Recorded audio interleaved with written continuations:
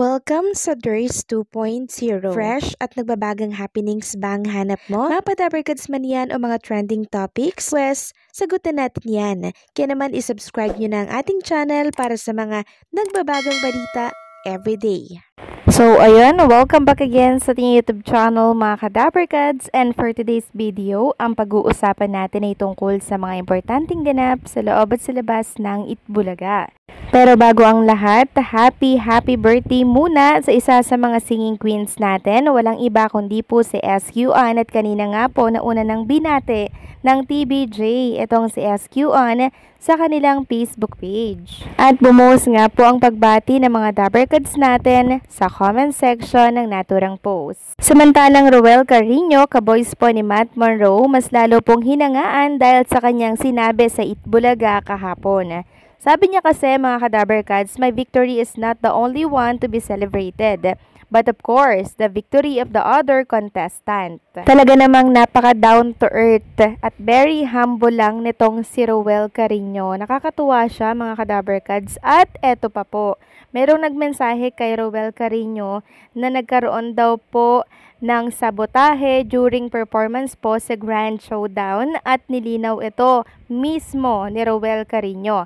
Sabi dito, hello po, I'm happy to inform you that no sabotage took place during my grand finals. I thought the band sounded magnificent. So, nagsimula po kasi yon sa sinabi ni Roel Carino na ang layo, na which is ang tinutukoy niya nga po ay yung isa sa mga lyrics ng kanyang kanta, hindi po yung tungkol sa Pedro Band. So, sana lang malinaw ito sa lahat, lalo na po sa mga nagsasabing may sabotahan po na naganap during performance ni Roel Carino.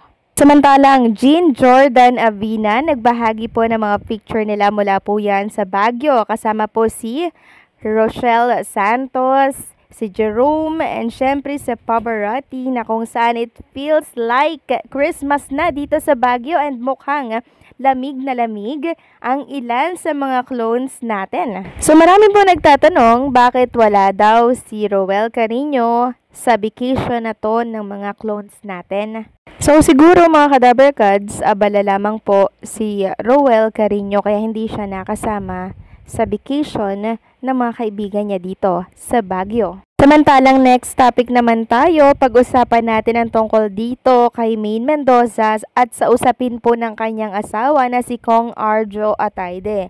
So nung nakaraan, di ba, nagsalita po siya tungkol sa naturang issue, and ngayon meron naman siyang pangalawang statement para po ito ay linawin na wala talagang kasalanan at walang ginagawang anomalya di umano si Mr. Arjo Atayde.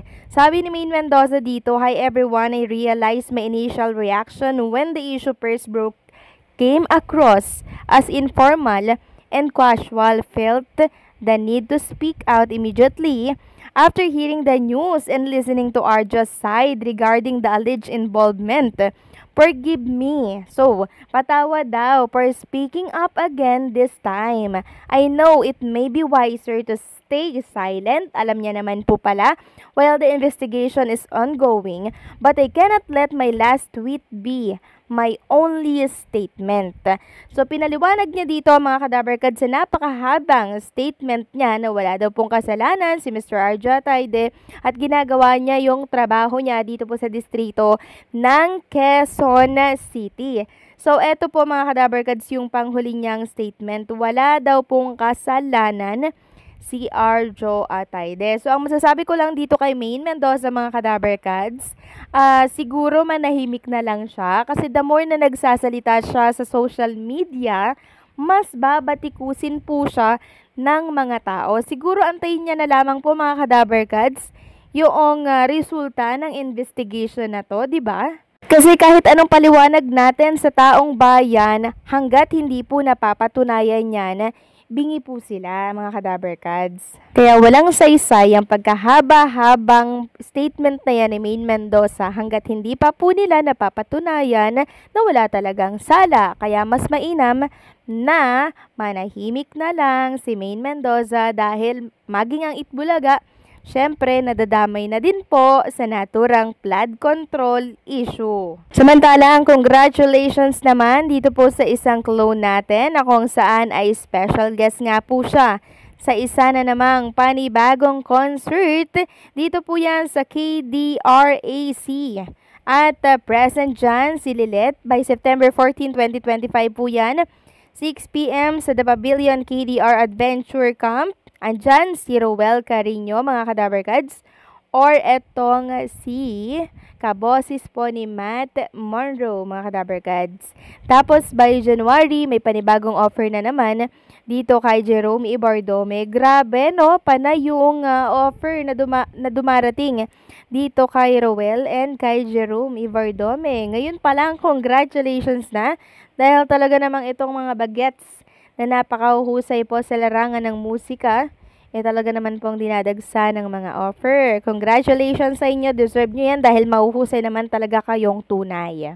Samantalang pag-usapan naman natin, mga Kadabarkads, ang tungkol dito sa pagsugod ng Itbulaga sa isa sa mga university, campus, dito po sa ating bansa, na kung saan talaga naman pong puspusa na ang kanilang pag-aayos at pag-prepare dito. At kung inyo napansin nga, kahapon po hindi sila live dahil nagpe-prepare na po sila ng setup nila para sa campus na susugurin nila by Saturday.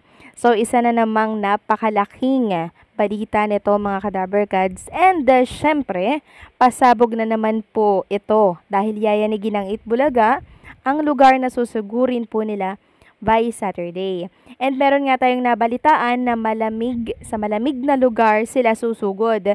So, meaning, pwede sa Baguio and pwede rin po sa Pangasinan. At meron nga pong nagtatanong, mga Kadabarkads, kung kasama daw ba ang ilan sa mga clone winner po ng Itbulaga. So, wala pa pong nasasabi, mga Kadabarkads, pero malay nyo, may special appearance sila dito sa programang Itbulaga, 'di ba? Pwede rin naman silang pumunta dyan, sila Matt Monroe, diba, and Karen Carpenter, since nasa Baguio sila kahapon pa, mga Kadabarkads. So, pwede sila by Saturday. And speaking of mga clones, mga Kadabarkads, ito palang grand champion natin na si Karen Carpenter or si Jean Jordan Avina, bago pa man pala siya makilala ng lubusan dito po sa Itbulaga, ay nakapag-guest na pala siya dito po sa programa ng GMA sa GTV po, mga Kadabarkads, no? Sa GTV na may-ari po ng GMA, pag may-ari po ng GMA. So, eto po, ipapakita ko na lamang sa inyo, mga Kadabarkads, na si Karen Carpenter or si Jean Jordan Avina, kilala na po pala talaga ito noon pa. Ngayon lang siya nabigyan ng pagkakataon para mas makilala at sumikat. Ang big break niya pala ay nasa Itbulaga, mga Kadabarkads. Pero ang dami ng mga station na pinuntahan niya, ang dami ng mga show na sinalihan niya, pero sa Itbulaga lang talaga siya nabigyan ng pagkakataon at na-discover ng sobra-sobra. Kaya naman, congratulations dito kay Jean Jordan Avina. So, anong sa inyo dito, mga Kadabarkads? Please comment down below and don't forget to like, share, comment, and subscribe.